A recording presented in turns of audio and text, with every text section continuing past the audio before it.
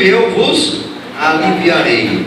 Tomai sobre vós o meu jugo e aprendei de mim, que sou manso e humilde de coração. Encontrarei descanso para a vossa alma, porque o meu jugo é suave e o meu fardo é leve. Quem falou isso? Jesus. Amém? Deus abençoe a porção lida dos nossos corações. Amados, esse texto ele vem falando mais uma vez como uma característica do qual Jesus usava muito para pregar, para ensinar. Jesus usava muito o costume.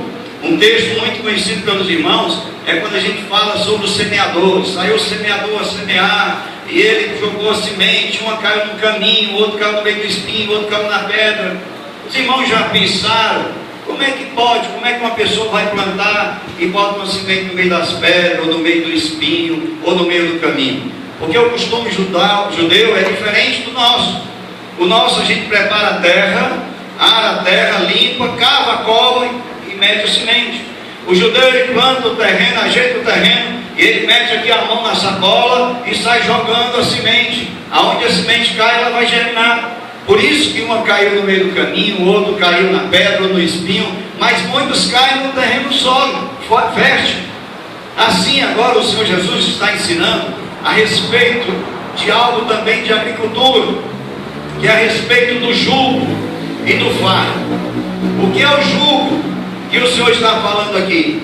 O jugo é uma peça de madeira que ele faz assim um desenho, nesse sentido assim, aonde ele coloca no pescoço do animal, e ali em uma pareia, uma dupla de animais que tem que ser da mesma espécie e da mesmo porte, para que ele possa colocar aquela peça, aquele jugo, e ali então ele amarra naquele jugo todas as ferramentas atrás daquele boi, vamos dar o exemplo aqui do boi, para que ele possa arar a terra.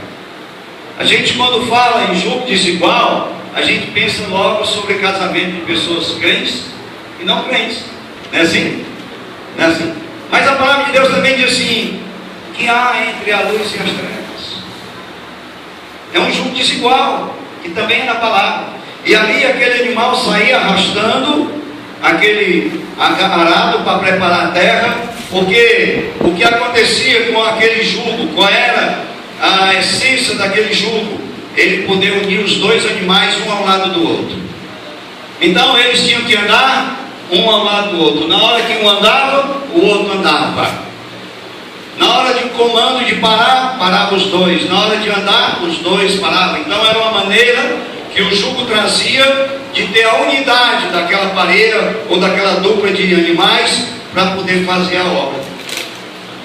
E é bem interessante a gente imaginar que esses animais tinham que preparar o solo, e eles tinham que fazer esse solo, e muitas vezes o trabalho era muito duro, muito pesado,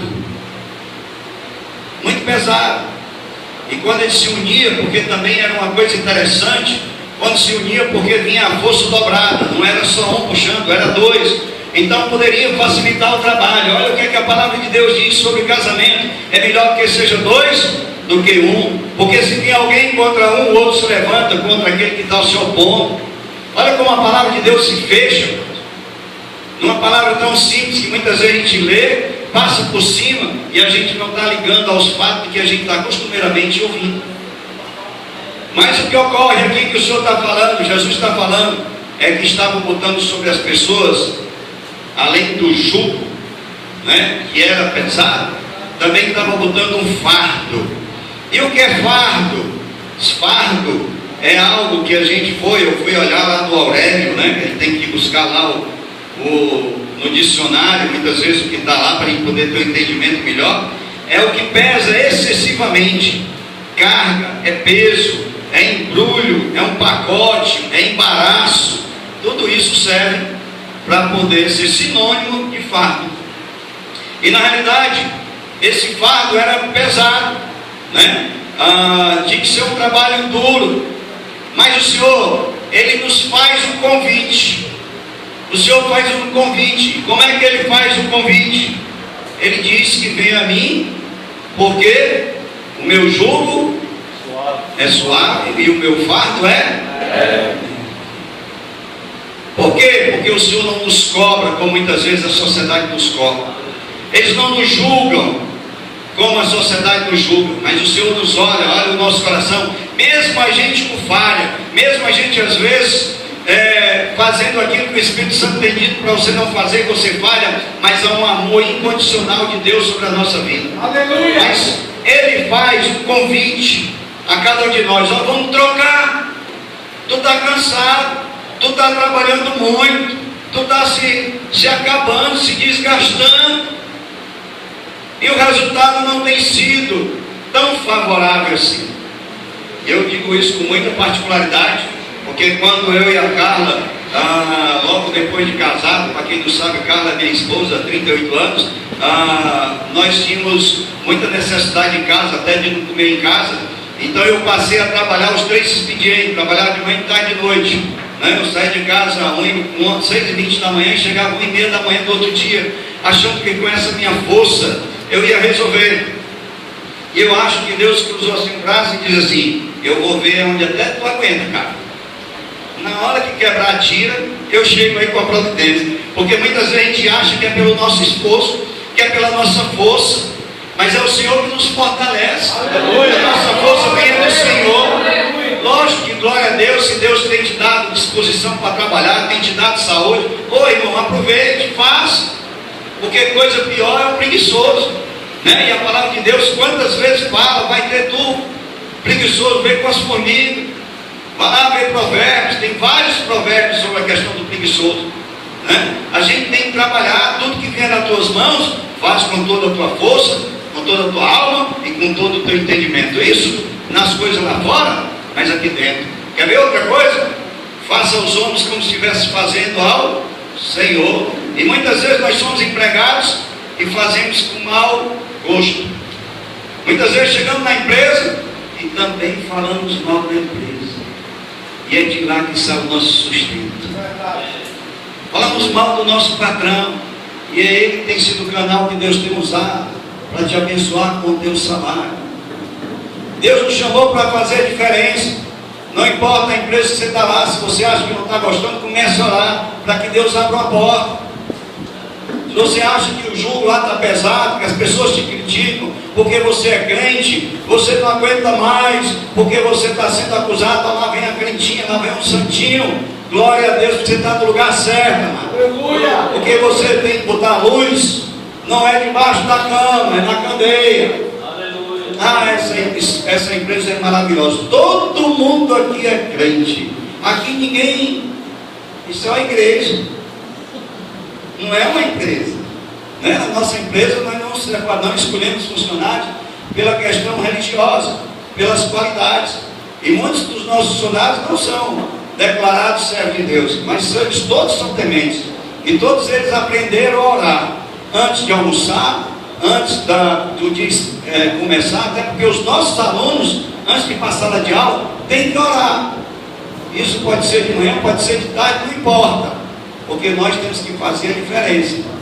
Então, amados, o Senhor vem falando para a gente trocar. E esse alívio que Deus está querendo trazer pela troca do fardo, é interessante a gente dividir em 2 etapas: o que é alívio e o que é descanso. Muita gente na igreja está procurando alívio, e tem um alívio que estão procurando na igreja: irmão, estou com um problema financeiro, vou lá para a igreja para poder orar por mim, para me resolver meu problema. Aí Deus, você vem e ora, o Senhor abençoa e você conseguiu pagar aquela dívida, mas resolveu o seu problema por todas as vezes? Foi só pelo momento. É um alívio. Talvez você possa entender melhor aquele homem que trabalha braçalmente, pega uma carga de um canto e bota para o outro, e vai, e daqui a pouco ele sente um pedaço. Ele teve um alívio. Descanso mesmo, ele só vai ter à noite quando chegar em casa, que ele for dormir. É o descanso. E muita gente está na igreja buscando alívio, e o Senhor quer nos oferecer o descanso, para que a gente ande descansado, tranquilo, sabendo que o Senhor está na frente de tudo, e Ele é que direciona, e todas as coisas estão no controle dEle. Por isso que Ele diz: não andeis ansioso por coisa alguma. Do que a vez de comer, ou de vestir, ou de beber, porque o Senhor cuida de nós. Olha aí para o livro dos Campos, nem Salomão se vestiu igual a eles. Mas a gente fica preocupado. E a palavra preocupado quer dizer estar ocupado antes do tempo. Você ainda vai resolver algo, você já está preocupado. Então quando chegar na hora de resolver, você já está ocupado antecipadamente. A sua mente já está cansada, porque você estava preocupado. E a palavra é descanso do Senhor. Descanso do Senhor. Porque muitas vezes, amados, nós somos levados a essa vida a trazer fardos para nós. E nós carregamos fardos pesados, a qual o Senhor não quer que nós venhamos carregar. Mas você carrega porque você escolheu carregar. Tem gente que já tem filhos de maior idade, mães, mas se preocupa constantemente com o filho.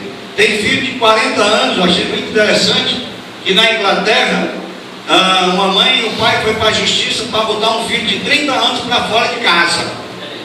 E ganhou na justiça o direito de expulsar o filho de dentro de casa, porque o cara tem 30 anos, não quer fazer nada. Só videogame, só internet.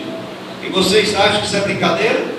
Pois eu quero dizer para vocês que eu já tive um aluno, que a mãe foi na escola, aluno do ensino médio, dizendo que o menino não quer vir mais para a escola, porque ele quer passar o dia jogando. Aqui no Ceará, aqui em Fortaleza. Então isso tem sido crescente. Mas o mais interessante, que eu queria trazer esse exemplo para a gente, é se a gente imaginar, mas que cada um de nós estejamos, por exemplo, numa viagem. E você tem a sua mala, e você vai preparar a sua mala. E dentro da sua mala você vai colocar exatamente aquilo que você acha que vai necessitar aonde você vai. Há muitos anos atrás, eu era representante comercial, e a primeira vez que eu fui para São Paulo, botei lençol, botei toalha, botei shampoo, sabonete na mala. Só que no hotel tem tudo isso. Eu enchi minha mala de coisas que eu não utilizo, que eu não vou utilizar, porque muitas vezes, se não, pode ser que eu precise, mas você sabe que não vai precisar. Tem gente, eu não vou dizer que são só as mulheres, né? Vai fazer uma viagem de 5 dias, leva uma mala desse tamanho, gigantesca, mas não usa nem a metade, porque o sapato tem que combinar com a camisa, né? Que a bijuteria, as mulheres sabem disso, eu acompanho bem a minha, né? E tem que ter esses conjuntinhos todos, acaba levando. O homem é mais prático, bota ali 2 calças, 3 calças jeans, 3 camisas, uma para cada dia, uma cueca para cada dia, para não ter que lavar na pia do hotel, e está resolvido. Mas mesmo assim a gente ainda acaba levando algumas coisas que não é necessário naquela viagem. Existe um livro chamado Aliviando a Bagagem, e ele vem falando muito bem sobre isso. E ele compara a uma viagem que você queira fazer, aquilo que você está fazendo uma viagem nessa vida, naquilo que você tem colocado na sua mala espiritual, na sua mala emocional. Tem gente que tem colocado na sua mala a falta de perdão. Tem gente que não perdoa, tem dificuldade de perdoar um ente querido, alguém que lhe ofendeu. E quem não perdoa, acaba carregando aquela pessoa para onde vai. Aonde chega, diz: tu viu o que aquela pessoa falou comigo, o que ela fez comigo? E você traz aquela mágoa repetidamente toda a vida que fala sobre isso. Se vê a pessoa em algum canto, ou até mesmo se você souber que aquela pessoa vai estar lá, você nem vai para aquele lugar para evitar. Tem gente que bota na sua mala, além da falta de perdão, ele coloca um ego próprio, um eu tão grande, que para onde ele faz, ele diz: eu acho, eu não faria assim, porque ele se acha melhor do que todo mundo. E muitas vezes vem a arrogância dentro da mala, e o Senhor disse que o arrogante ele abate. E a gente coloca isso dentro da mala da vida, e queremos fazer essa viagem entre os irmãos, e muitas vezes temos dificuldade, porque essa mala tem sido se tornado um fardo pesado demais para a gente carregar. Eu queria pedir licença aos irmãos, para comentar uma viagem que eu e a Carla fizemos há poucos dias, e Deus falou tremendamente para mim na hora que eu estava no aeroporto a respeito disso, por isso também eu estou trazendo essa palavra. Eu estava com a Carla, a gente foi a Portugal, e quando você está na Portugal, para você ir para qualquer país ali da Europa é muito fácil, muito barato. E nós temos sobrinhos que moram na Suíça, nós fomos para a Suíça. E quando chegamos na Suíça, você tem país de tudo que é gente de todo mundo, que é país do mundo inteiro.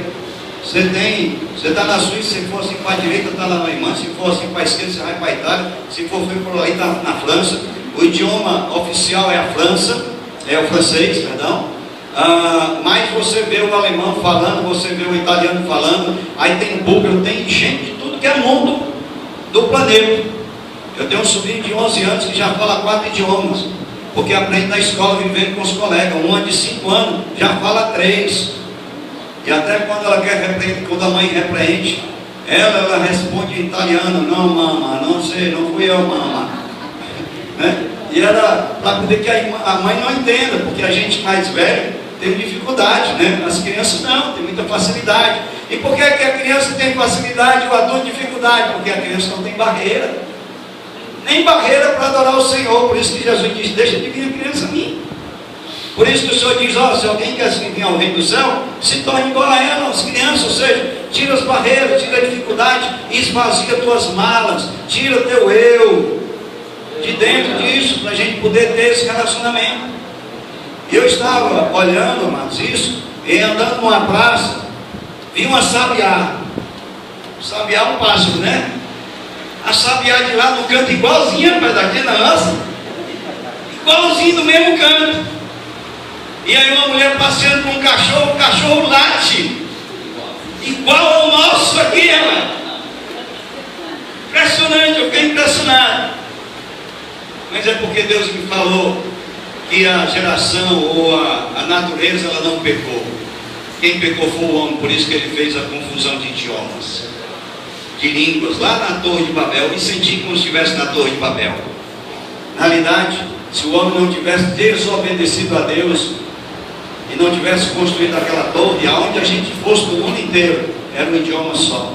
Só quem ganhou com isso foi o diabo e os cursos de inglês, né? Cursos de idioma, que ganham dinheiro sobre isso, né? Mas você fica naquela confusão. Mas o que Deus falou mais firmemente para mim é que quando você vai para a alfândega, né?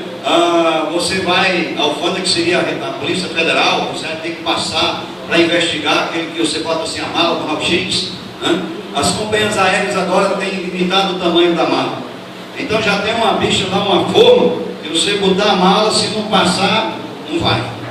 Então quem tem mala muito grande, não entra no avião com ela, tem que despachar. Tem que ficar livre. Mas quando você passa pelo raio-x, tem certas coisas que você não pode levar.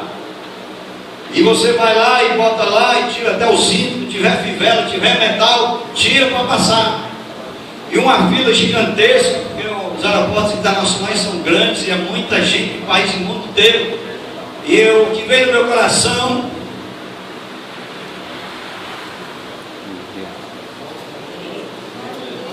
foi a mesma coisa que quando a gente chegar diante de Deus, nós vamos estar numa fila e nós vamos apresentar a nossa mala diante de um raio-x para ver o que é que nós estamos carregando ali dentro dela. O que obras, o que é que você está levando, o que é que você fez no tempo que viveu aqui nessa terra. Não importa a nação, e as pessoas vão lá botando a mala, mas depois que você bota a sua mala, tem um momento que você mesmo tem que passar pelo raio-x. E ali naquele raio-x, se você tiver algo escondido, que é inapropriado para estar dentro daquele voo, o acidente toca e você tem que ser jogado assim para o lado, ou às vezes até para uma sala, até para ficar despido, para saber o que é que você está carregando, que não é apropriado para estar dentro de uma aeronave. E o que Deus estava me mostrando é assim: nós passamos no raio-x de Deus, e esse raio-x ele vai direto ao nosso coração, e dentro do nosso coração não pode ter nada, não pode ter nada que não seja conivente para o lugar que você quer ir. Porque senão você tem que ser separado. E quando o Senhor Jesus diz assim: olha, pega o meu jugo, que ele é leve, que ele é suave, É porque quando ele está dizendo é o seguinte, ele está aqui, o jugo está aqui no meu ombro, mas está no ombro também do Senhor Jesus, e nós vamos caminhar juntos, nós vamos estar na mesma direção, o trabalho meu e o dele é o mesmo, não há diferença, nós temos unidade, porque o jugo do Senhor é que nos une a Ele. Não dá, amados, para a gente estar na igreja, adorando ao Senhor, dizendo que somos servos de Deus, se passarem daquela porta tivermos outro comportamento. Você não pode dizer que está no jugo do Senhor, porque quem está no jugo do Senhor anda ao lado dele, age da mesma forma que ele age, porque senão teria ele andar para um lado e você para outra direção. Se isso tem ocorrido na sua vida, saiba que, amados, ou amada, você não tem sido parelhado com o Senhor, porque para se colocar um jugo tinha que primeiro se parelhar, ficar lado a lado, e aí vem o homem e coloca aquele jugo, aquela ferramenta para poder atrelar um ao outro.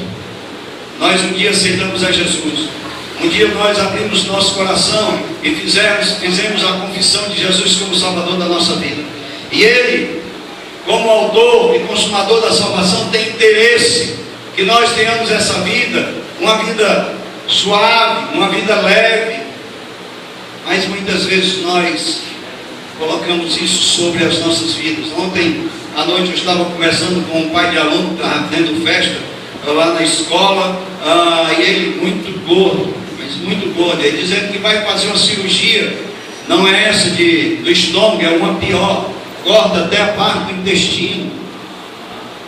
A irmã dele, que tinha 120 e tantos quilos, agora tem 56, mas deu uma cortada tão grande no organismo que ela tem que tomar vitaminas o resto da vida, porque o organismo dela não vai conseguir subtrair do alimento aquilo que o corpo precisa. E eu dizendo, rapaz, mas você não tem força de vontade de simplesmente fechar a boca? Ele disse, eu não. Ele pelo menos ser sincero. Mas por que, rapaz? Tu come tanto? Ele disse, porque eu sou ansioso. Aí foi a mecha, né? A palavra de Deus diz que a gente não deve andar ansioso por coisa alguma. Por que você está ansioso? Deus é quem cuida da gente. Mas, amados, a gente vê isso lá no mundo fora, é comum, eles não conhecem a palavra, mas conhecer e ver isso às vezes dentro da igreja, a qual você está ouvindo a palavra, a qual você está lendo, a qual você está sendo edificado, e muitas vezes você está dando as costas para aquilo que você está ouvindo. Mas olha, Jesus Cristo, Ele sabia quem Ele é em Deus,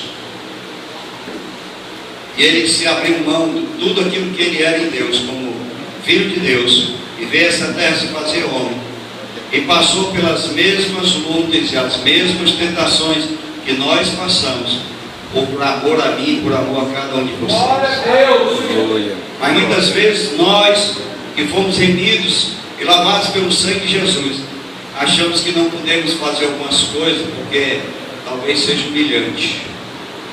Humilhante para o servo de Deus é dar as costas para a palavra. Humilhante para o servo de Deus é ele não ouvir a voz do Espírito e não atender.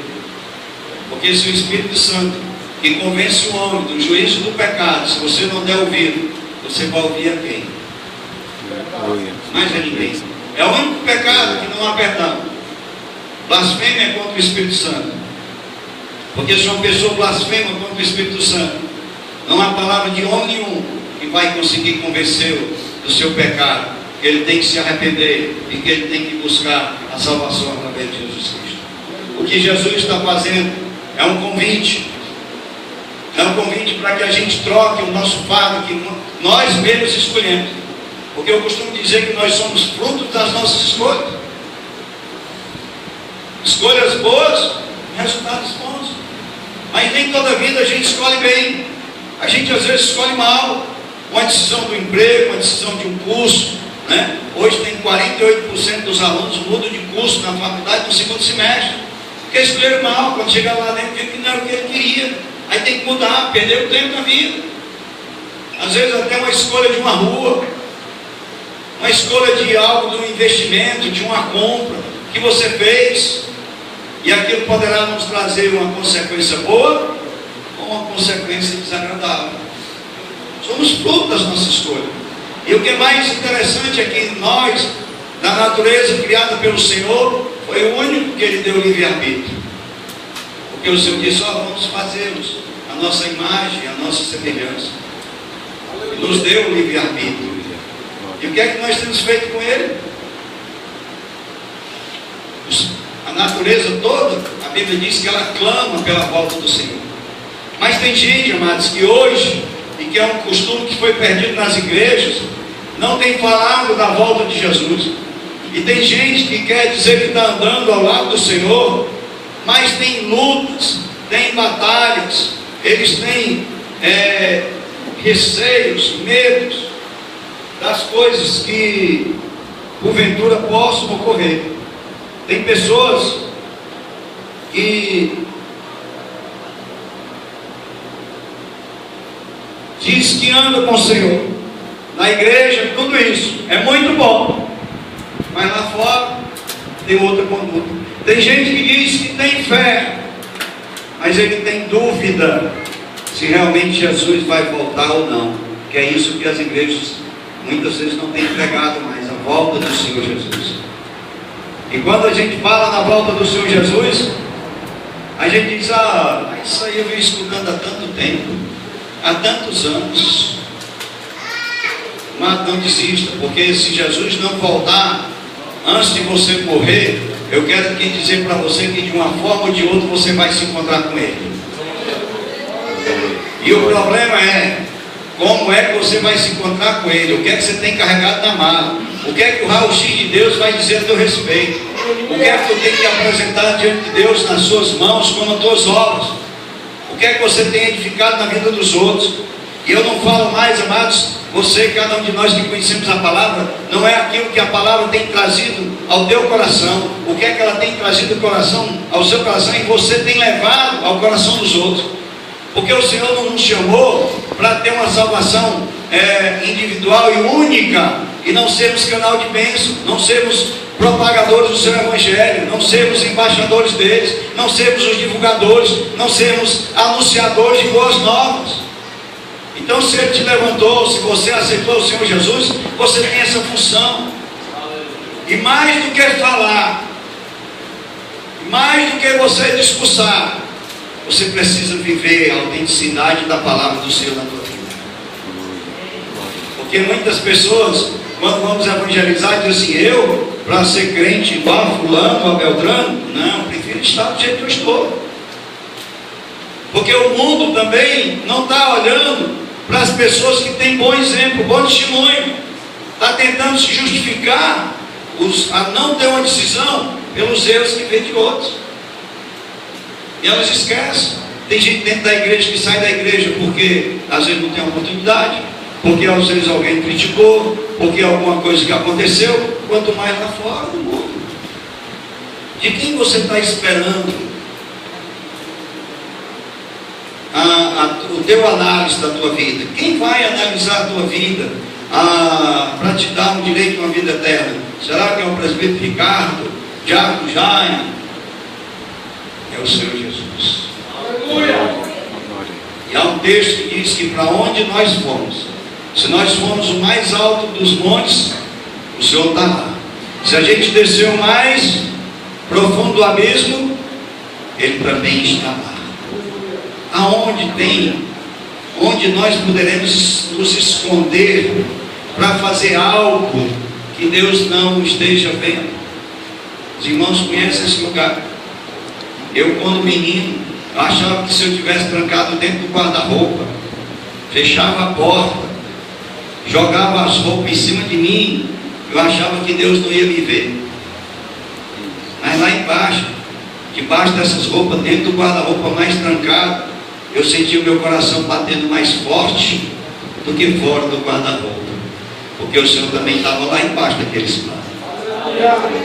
E eu costumo sempre dizer, uma das coisas que tem batido muito no meu coração, e eu desculpe se eu já compartilhei isso aqui com os irmãos, nós temos dentro de nós o Espírito Santo de Deus. E para onde você vai, Ele vai contigo. Para onde você vai? Sabe aquele lugar apropriado, a igreja? Ele está aqui contigo. Mas sabe que quando você foi naquele lugar que não agrada o Senhor, Ele foi obrigado a ir contigo, porque Ele está em ti. E você que conduziu Ele naquele lugar. Sabe aquelas palavras que você disse, que alegra o coração de Deus? Foi o Espírito Santo de Deus que te moveu a dizer. Mas sabe também aquelas palavras que você disse que não agradam ao Senhor? O Espírito Santo de Deus teve que ouvir, porque você usou da carne, abriu sua boca e disse algo que não agradava o Espírito Santo de Deus. Eu até brinquei, acho que eu não sei se já contei aqui, mas eu sempre brinco dizendo que se eu convidasse o pastor para ficar lá em casa um dia, né, o pastor chegasse na porta lá de casa e dissesse: só eu vim te visitar de manhã cedo, o café da manhã seria outro, mais arrumado, mais coisa do que o comum sobre a mesa, não seria só o pão e a manteiga e o café, teria um queijinho, teria alguma coisa, uma tapioca, tinha algo, teria oração no café da manhã, a gente sairia, o pastor me acompanharia para onde quer que eu vá, né, eu fosse, e lá no trabalho eu chegaria dando bom dia para todo mundo, abraçando, abençoando, porque o pastor está do meu lado, né? No meu expediente eu ligava até para minha esposa: ô minha filha, estou com saudade de você, tudo bem? Eu te amo, né? E eu voltaria para casa para almoçar, e quando chegasse o almoço, seria um almoço especial, porque o pastor está comigo, né? E a gente oraria na hora do almoço, acredito. A gente oraria, agradecia comigo o almoço, e mais tarde o pastor continuaria comigo, e aquele carro que me trancou saiu da minha frente, eu não ia dizer nem um palavrão com ele, eu ia dizer: que Deus te abençoe, meu filho, que Deus te livre de todo mal. O pastor está comigo, né? E aí no final do dia, o pastor poderia ir lá para a casa dele e dizer assim: rapaz, você é um crente realmente bom, fiel, porque eu passei o dia inteiro com você e não vi nada que desagradasse a tua conduta.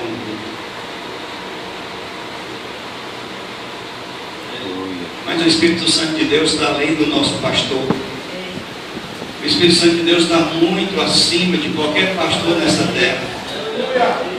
O Espírito Santo de Deus que está dentro de nós, no nosso coração, ele vai para onde você vai, ele escuta o que você diz, ele vê o que você vê, ele vê você agindo, dizendo, e seria totalmente diferente, irmãos, porque você não está vendo uma pessoa física, porque muitas vezes nós queremos viver de aparência. E amados, na aparência, quando passar no raio-x de Deus, você não passa. Você não passa por ele, você tem que ser autêntico. E para você ser autêntico, você tem que estar atrelado ao Senhor Jesus, como que o jugo dele amarrado no teu pescoço e no dele, para tu andar como ele andou, fazer o que ele andou. Por isso que ele disse que se nós crêssemos, obra maior do que ele fez, nós faríamos. Porque ele quer que nós andamos ao lado, junto, passo a passo, agindo da mesma forma, pensando até da mesma forma, porque a nossa mente tem que estar cativa ao trono do Senhor. Mas o que é que nós temos feito?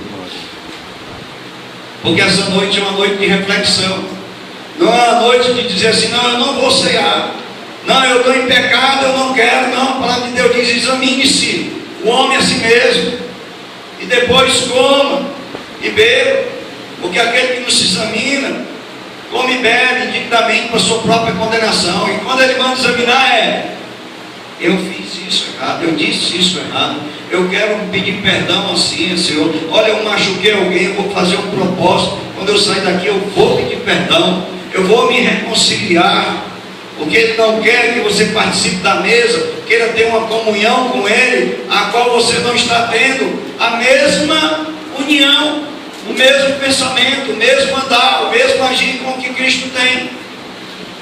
Por isso que é uma noite de reflexão. Uma noite de reflexão para também dizer assim, que nós temos que fazer isso até o dia que ele voltar.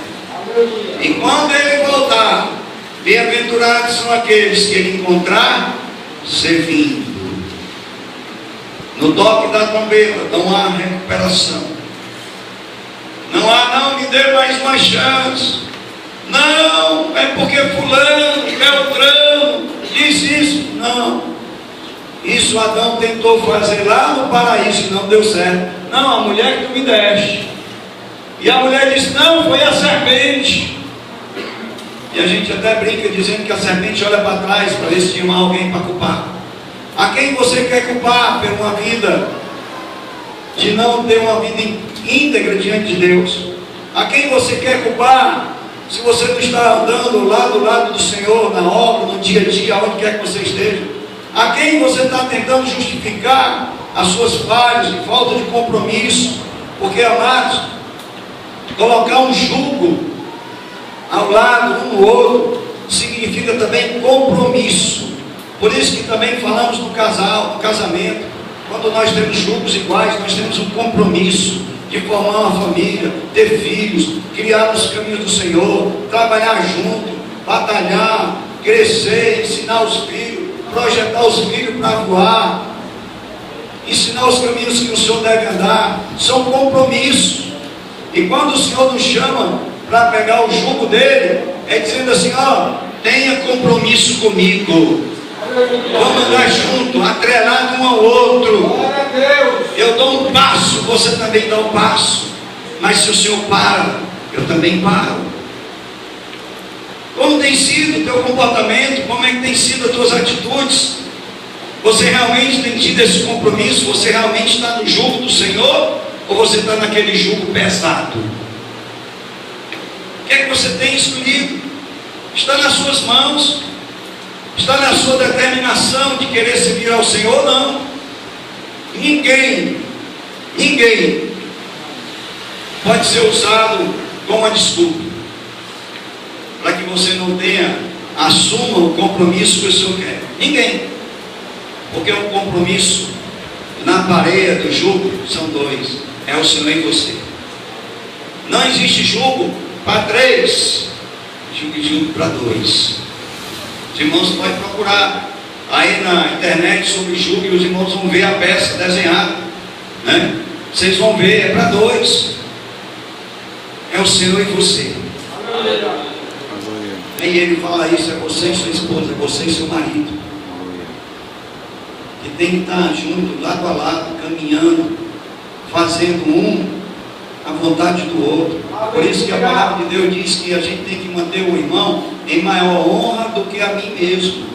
Se eu chego para o irmão Reginaldo e coloco ele em honra, e se ele faz a mesma comigo, ele me honra também, rapaz, a gente vai virar quase bajulador, um honrando o outro, né? Aí vão dizer que é puxa-saco. Não é assim que o mundo diz, né? É nada, mas a gente olhar a qualidade do outro, edificar a vida do outro com as qualidades, com os dons que Deus tem dado. Mas muitas vezes, até no jugo, a gente esquece os dons que Deus tem nos dado e a gente tem enterrado. E quando o Senhor voltar, vai nos cobrar sobre esses talentos, sobre esses dons. E o que é que a gente fez com eles? Vamos fazer igual aquele homem do talento que enterrou? Você vai fazer ele prosperar e edificar na vida das pessoas. Quantos aqui podem imaginar que a sua vida já não é mais sua, mas é do Senhor Jesus? Veja o que Paulo fazia. Paulo, um homem tão religioso, que ele estava certo que estava certo. Paulo saía com ordem dos religiosos e da lei para prender o cristão que ele quisesse prender e matar quem ele quisesse matar, porque ele estava certo que estava fazendo aquilo que era correto de se fazer. Mas um dia ele foi impactado, um dia ele foi jogado ao chão e ele conheceu Jesus, e da mesma forma, da mesma integridade, da mesma força que ele tinha de fazer aquilo que para os nossos olhos era errado, e ele reconheceu que estava errado, ele também passou a fazer seguindo ao Senhor Jesus. Aí ele vai lá e diz que ele não tem a vida dele como preciosa. Ele vai dizer que morrer para o Senhor é lucro. Ele vai dizer, já não vivo eu, mas Cristo vive em mim. Já não é mais o eu de Paulo, já não é mais o eu de Ricardo, já não é mais o seu eu que se importa, mas o eu de Cristo na tua vida. Porque quando você aceitou o Senhor Jesus e abriu a porta do seu coração e ele entrou e está fazendo morada dentro de ti, você declarou isso, mano. Não foi um compromisso para todo mundo saber que você agora levantou a mão, é crente. Não. Você reconheceu que Jesus é Salvador da sua vida. Agora tem uma caminhada com o Senhor Jesus. Você tem que andar lado a lado. Tem que conhecer sua palavra. Você tem que conhecer qual é a sua vontade. Você tem que conhecer quais são os planos dele para a tua vida. E você tem que conduzir a tua vida exatamente naqueles planos que ele tem determinado para você. E eu não estou aqui para dizer o plano aqui de cada um, mas eu tenho certeza que as pessoas que estão aqui sabem o que é que Deus tem cobrado de cada um de nós. Sabe o que Deus tem falado, sabe o que Deus tem esperado que você faça. Mas parece que tem hora que você pega assim a mão e tira o jugo que estava do lado dele, do lado de Jesus, e sai para fazer algo que não agrada, e depois que faz, volta e bota o jugo de novo. Não é assim. Não é assim que se anda com ele. Tem que ser na autenticidade, numa transparência, porque o próprio Senhor diz que ele não resiste a um coração quebrantado. E muitas vezes nós passamos por luta, nós passamos por prova, passamos por perseguições, porque muitas vezes nós temos dando legalidade para o inimigo interromper o nosso relacionamento com Deus. O inimigo não age se você não permitir. Eu já preguei aqui um tempo atrás sobre Jó. Enquanto Deus não permitiu que o diabo tocasse na vida de Jó, Jó teve uma vida tranquila, e Jó não conhecia, só ouvia falar. Mas teve um momento que Deus disse assim: ó, meu jovem, meu servo, ele é íntegro, ele é fiel, ele é honesto, ele é temente a mim, ele se desvia do mal, pode tocar nas coisas dele. A mesma coisa na vida de cada um de nós, irmãos. A mesma coisa. Se na tua vida, na minha vida, não tiver nada de legalidade para o diabo agir, ele não tem poder nenhum de agir. A não ser que o Senhor permita para nos moldar, nos formar o nosso caráter, aumentar a nossa fé, a nossa esperança, a nossa mansidão, tirar de nós a ansiedade. Muitas vezes nós queremos muito de Deus e Deus vai dando uns pouquinhos. E a gente diz: ó Senhor, dá um pouquinho mais. E o Senhor vai dando só um pouquinho. Só um pouquinho. Por que é que o Senhor está fazendo isso? Porque quer tirar de nós a ansiedade. Ele quer tirar de nós a autonomia de dizer: eu posso fazer tudo sozinho. É o que lá fora acontece na Europa. O povo é esquisito, é estranho para Deus, porque vive muito bem financeiramente. O salário mínimo na Suíça é quase 4 mil francos suíços, dá quase 16 mil reais. Mas um quilo de carne custa quase 70 reais. E eles estão achando que estão na carne seca, sabe, em cima da água do deserto, não tem preocupação nenhuma, então esquece Deus. Luciano Subirá diz que muitas pessoas dizem assim: ou você vem pelo amor, ou você vem pela dor. E ele diz que não conhece ninguém que tenha vindo por amor. Todo mundo vem pela dor, então com medo. E ele mesmo diz assim: ó, quando eu tinha 9 anos me converti, porque ele dizia que se eu não fosse convertido eu ia para o inferno. E com medo de ir para o inferno, eu me converti. Mas não é por amor. Amor é quando você começa a conhecer, você começa a descobrir, a andar com Ele, parelado, lado a lado com Ele. Aí você vai vendo que Ele cuida de ti, Ele vai à frente, Ele te guerreia por ti, Ele te dá vitória, Ele te guarda. Tem livramentos que Ele já nos deu que tu nem sabe, nem eu sei que Ele nos deu. Ele cegou o homem mau que ia dar no teu caminho. Sabe, Ele abriu uma porta, Ele fechou uma que não era para tu passar, e com isso você vai começando a amar esse Jesus. Mas não foi no dia que você: eu amo Jesus. Ninguém ama uma pessoa que nunca viu, nem conheceu, né? Mas a gente precisa conhecer e andar com Ele. E está aqui a forma da gente andar e conhecer com Ele, a sua palavra. Bem-aventurado o homem que medita nessa palavra de dia e de noite. É um homem feliz. É um homem, uma mulher que é bem sucedido. Porque, como a gente cantou o hino, né?